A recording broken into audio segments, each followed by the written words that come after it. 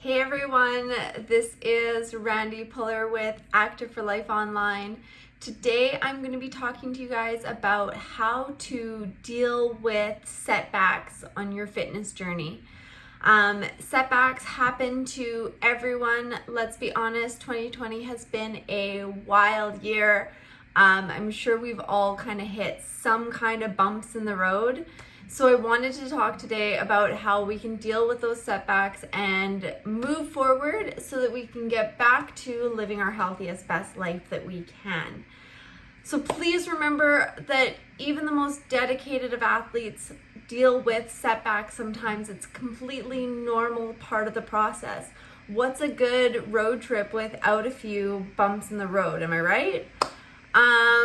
So just remember that this is a completely normal thing to experience. Everyone's kind of gone through this at some point or another. But it doesn't mean that you failed. It doesn't mean that you have to give up on everything that you've been doing. Setbacks happen, and the best thing that we can do is acknowledge it, say, yes, this is what's happened, figure out how that makes us feel, and then move on and keep moving forward. Once you've decided that you're ready to get back on the horse, so to speak, and get back on your fitness journey, the right approach is going to really depend on a lot of different things. It's going to depend on who you are as a person, and it's going to depend a large part of it's going to depend on what caused the setback in the first place. I know that health issues have been one of my biggest experiences in setbacks, and I know that they are one of the hardest kind of setbacks to deal with because they're not always something that just comes and goes. So there's two kind of approaches to dealing when you're dealing with health setbacks. If option A, you've sustained an injury to a part of your body, like you've broke your foot or hurt your wrist or something like that, something that's going to heal and get better, that's going to be one approach completely. First off, if this hasn't happened to you yet or has just happened or, it might happen in the future, know that when you sustain an injury to one part of your body, that doesn't mean that you have to stop moving the rest of your body completely. I don't even know how many times I've heard people say, I can't work out because I hurt my ankle. And that just simply isn't true. You can still work out even though you've hurt your ankle. You just need to not be putting weight on your ankle. Easy enough. You can work out in a chair, in a bed, on a couch. You can do workouts that are laying down or sitting down on the ground. You can use bands and weights to help work your legs without having to weight bear. There's always a different way to modify and make a workout work for you. If you've only injured one part of your body. If you've injured your back or your neck or something like that, something that is used in a lot of your body, there are still ways, but you do have to be a little bit more careful with it. Just check with a physio or a chiropractor or somebody, and they will help you find the workouts that are going to be right for you. Or come talk to a personal trainer and I can help you find the workouts that are going to work for you. I've spent a lot of time modifying workouts and doing workouts in different ways than what I would normally because I have hurt myself because I couldn't do one thing. I have a bunch of health issues that affect my joints quite a bit, and so sometimes my hips will be in a bad way and I won't be able to do workouts standing up, but that doesn't mean I can't still do upper body workouts sitting in a chair. So I've put a lot of time and effort into finding all of the ways that you can modify a workout. So that's if you're dealing with something like a minor injury to one part of your body. If you're dealing with something bigger, something broader, something that affects your whole body, your whole overall well-being, if you've sustained a large injury, succumbed to disease, dealing with a disability, something that affects you overall, there's going to be a bit of a different approach. First, what you're going to need to do is just go ahead and be really kind to yourself. You're going to acknowledge that you are at this point doing the best that you can do, and take it slowly. At no point do we ever expect you to be jumping up and doing workouts when you're ill. That just isn't really a thing. I know that a lot of doctors have prescribed exercise to deal with symptoms of chronic pain and chronic illnesses, and yes, for sure, it absolutely can help.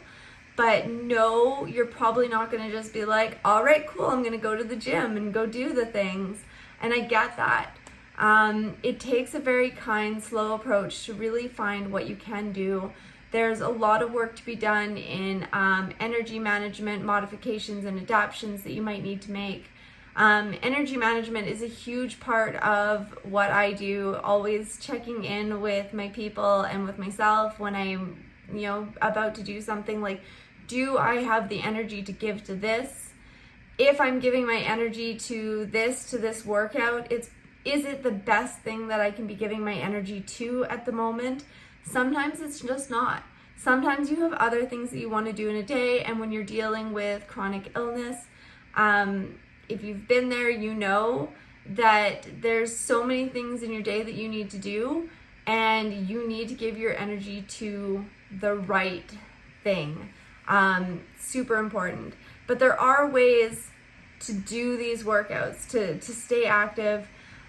Things like starting to walk for 10-20 minutes a day, doing chair exercises, doing bed exercises, whatever you need to do to keep yourself a little bit active. Do the best that you can do, but find what works for you. So if you have been dealing with a health setback, the first thing you need to do is talk to your doctor. Make sure that exercise is recommended for you. Exercise is contraindicated to some different kind of illnesses and stuff like that. I know that especially with autoimmune disorders, exercise can sometimes create a flare. Make sure that you know what is right for you. Start by talking to your doctor and working with a professional to find the exercises that aren't going to flare up or exacerbate any of your issues. That's definitely the first step. If your setback is caused by some kind of big life change, like a pandemic or a loss of job or a move or a brief illness of a family member, somebody you have to care for suddenly, anything like that, like a big life change.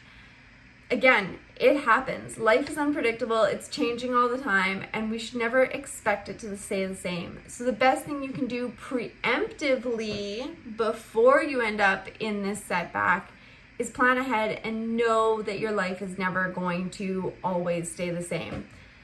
Plan ahead as much as possible. I am all about the planning. It can do wonders for keeping you on track if you have a plan B and a plan C and a plan for all of the different kind of days that you might experience. Make sure that you have a flexible routine. Maybe you say that you work out 4 times a week, but the time of day can be flexible. You try to get in 10 to 30 minutes worth of activity in a day, depending on the level of energy that you have in a day. Have a couple different options of type of workouts that you like to do. Some days maybe you walk, some days maybe you work at home, some days maybe you go to the pool, some days maybe you play tennis with a friend, some days you do a hardcore HIIT workout in a gym. I don't know. Have different options of all of the different things that you like to do, so that you can always do something, even though you can't always do the same thing. If you feel like your schedule has been thrown off completely and you don't even know what to do, my best advice is to always try and schedule at least 10 minutes. At least 10 minutes. You always have at least 10 minutes somewhere in the day to do a little bit of a quick workout and get some of that activity in. At the very least, it's going to keep you in your routine, which is so important. When you fall out of that routine, it's so hard to get back into it. So if you can at the very least keep doing something every day, then you stay within that routine and you can pick it up when life settles itself out a little bit more. You can start adding more time to it. At the most, it's still giving you exercise. You can do a decent amount of exercise in 10 minutes. Go check out my YouTube channel. Don't forget to hit subscribe, and you will find a whole bunch of 10-20 minute exercises that you can do that will be really nice and low impact on you, and they won't completely exhaust you. So you'll be able to do them and then get back to your life. Have different kind of exercises or activities for different kinds of days. And just do what you can do. Do the best that you can do whenever you can do it. Exercise is not something that you have to do. Nobody is making you do this. It's something that you are doing for you. It's self-care. It's something that's going to make you feel good. And if you feel too much stress and guilt and shame around not working out or not working out to a higher quality, you're not going to get all of those good feelings that you're supposed to be getting from exercise, and that is just a shame and not what we want at all. Know that it's okay to modify your goals and your plans as needed. It is nice to work towards one big goal, but if your big goal is to run a marathon and then you shatter your knee, your goal might have to be put off a little bit, changed maybe. Something needs to shift.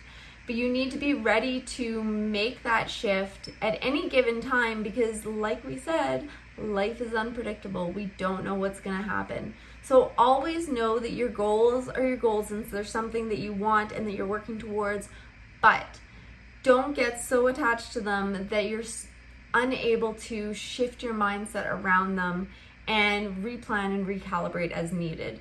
Becoming flexible on your fitness journey is definitely one of the key components to dealing with setbacks for sure. I always refer to this as a journey, and I always kind of think about myself when I traveled. I used to be very, I have everything planned out. I knew where I was going to stop to eat. I knew where we were going to stop to go to the bathroom. I knew what kind of sights we were going to see on the way. And I would always get just so wrecked and disappointed when something didn't work out quite the way we wanted it to. There was a traffic jam, or the place I wanted to stop was closed, or, whatever have you. I always got so upset, and it really ruined that journey for me. Then it just became about, I just want to get to that destination, and that's no fun. Everybody knows it's about the journey. It's about experiencing it and living it and enjoying it. It's not about what you're getting to. So remember to always be flexible.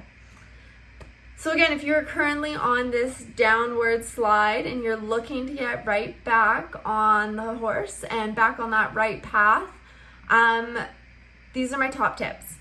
These are the things that when you work with me, when I'm training, these are the first things that I work with somebody to do so that they can have a clear direction that they are going in. A flexible direction, but a clear direction nonetheless. The first thing you want to do is sit down and write down those goals. Know your goals and be specific. Don't just say, I want to get in shape. Oh my gosh, I hate it when people say, I just want to get in shape. Like, what shape? What's a shape? You're already a shape.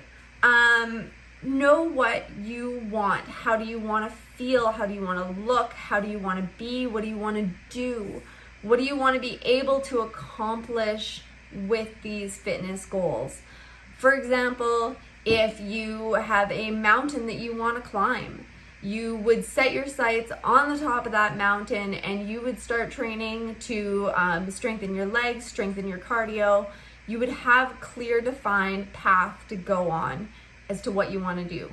You want to be able to lift 100 pounds? Well, you know that you're going to have to start lifting. You're going to have to start building up strength. You're going to have to build up the core strength as well as your arm strength. You're going to have to start from a smaller weight and progress your way up. You need to have a clear idea of what you want to do to give you a guide of how you're going to get there. So sit down and write down your goals. Write them down. It's so important. Put them somewhere that you're going to see them. Personally, I have a journal that I keep all of my goals and everything written down in. But if you don't have a journal or you don't have a planner or something that you write down them in, write it down on a piece of paper and stick it to the fridge so that you can see that goal in front of you all the time and know that you're always working towards it. Next thing is to double check that these goals are realistic and attainable. My favorite example to use of this is that always, like, if you want to learn how to swim and you don't have access to a swimming pool, not realistic, not attainable. If you want to run a marathon and you have 2 broken feet at the moment, not a great goal to set. You know, make sure that it's something that you can do. Don't set yourself up for failure. You don't want to sabotage yourself before you even begin. Make sure that you are starting where you are at. Everyone's at a different spot in their journey. That's okay. That's the best part of it all. Make sure that you start where you are at. So if you are just beginning, I wouldn't be setting yourself bodybuilding goals right away. Maybe set yourself goals of getting to the gym however many days a week you want to go. Start with a basic weight training program. Start with adding some cardio into your day. Start where you are at. It's so important to not try to jump ahead. Don't let all of the Instagram fitness models and influencers out there pull you into that. You don't need to start with like high intensity training right off the bat. You need to work yourself into it and you need to make it work for you. The next thing you need to do is to make a plan. Like I said, when you have a straight set goal, like I want to climb a mountain, you know that you need to build strength in your legs and core and increase your endurance and increase your cardio. Have a plan that goes along with it. So maybe that would be, if you're just building up your strength, you're going to start walking every day. That's an awesome way to start. If you haven't been doing anything, walking daily can be life-changing. I've also got a video of that in my YouTube. Check it out. I've got all of the benefits of walking all laid out for you. But have a plan. Decide what you want to do and when you are going to do it. So you are going to go walking every day, sometime in the morning, possibly like before work or just after work, or after dinner, whenever it is that you're going to make this work for you. Make an appointment with yourself and dedicate your time. You are super worth it. Super worth the time and effort that it takes to put in to live a healthy, active life. You need to value yourself and set these goals for yourself and then make them a priority. Make them a priority, please. You cannot live an awesome life that you want if you're always putting everything and everyone else before you. It's just, I'm sorry, I would like to say that it's going to work, but it's just, you need to prioritize yourself and your health especially. So make an appointment and dedicate your time. And then, this is the hardest part, and this is the key. Just start doing it. Start. Don't wait for Monday. Don't wait for New Year's. Don't wait for next month. Don't wait for after the holidays. Don't wait for after you get this next job, just start. Start where you are. You don't have very much time right now because it's a busy season. Start with 10-minute workouts a day. If you don't have a ton of energy yet, probably because you haven't been doing as much activity as you should be, then start with low impact workouts. Start where you are, but start today, right now. Do it. Okay, not right now. Let me finish talking first, and then go start and do it. Just don't put it off for something else. Don't wait until something is gonna happen. Just put that effort into you today. Have a goal, make it specific, make it realistic, make it attainable, make it a plan, put action steps to it, and then start doing it. 5 steps. That's only 5 steps to getting back on your fitness journey's path. So if you're looking for more advice on how to stay active and how to start working out and feeling your best, check out my website. I've got a whole bunch of blog posts. I've got one up there about working out with confidence that is fantastic for beginners, and covers a little bit more of this, but a little bit more in depth. There's also one about changing your mindset around fitness, because mindset is like 80 to 90% the entire thing. You need to be in the right mindset before you set out on your journey to get the most out of it. You need to believe that you can, believe that you are worth it, and dedicate yourself and your time to it. That is really the hardest part. Exercising, not really that hard. Not once you start. Trying to believe that you can want to start exercising, a little bit more difficult sometimes. But you can do it. I totally believe in you. I know you can. So just remember, it's mindset. You need to have a goal, a plan, an action.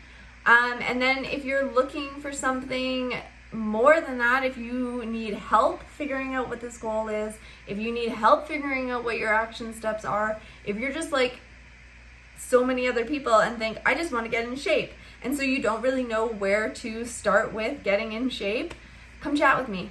I would love to talk to you all about your goals, about what you want out of your fitness journey. I will help you figure out a plan and put into action. I will help you figure out all of the habits that you need to include into your lifestyle to help support being active, all of those good things. You can also come and check out my website at activeforlifeonline.com. I have a membership site there, which is very affordable at only $9.99 a month right now. I have over 50 different workouts up there, all low impact, all under 30 minutes. They are get in, get out, and get back to life workouts to choose from. I also have several different training plans. I have a 30 days to embrace movement training plan, which is perfect for beginners and helps you get started getting more active and working in some at-home workouts into your day. So that is all I've got to say to you guys today. I hope some of this has maybe helped a little bit. I hope that maybe you have a plan to work at and go forward. If you're watching this on YouTube, please still leave me a comment. Let me know if you have any questions or any comments on anything. Make sure that you hit subscribe and you hit like and all of those good things so that you get all of my awesome videos.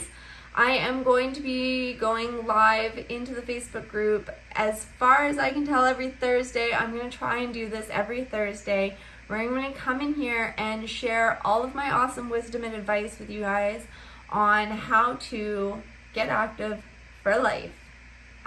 See the title of the business? Yep, right there. Anyways, guys, this has been awesome. I'm so glad I came in to chat with you. I hope that you've enjoyed this. Let me know, and I will talk to you soon. Bye.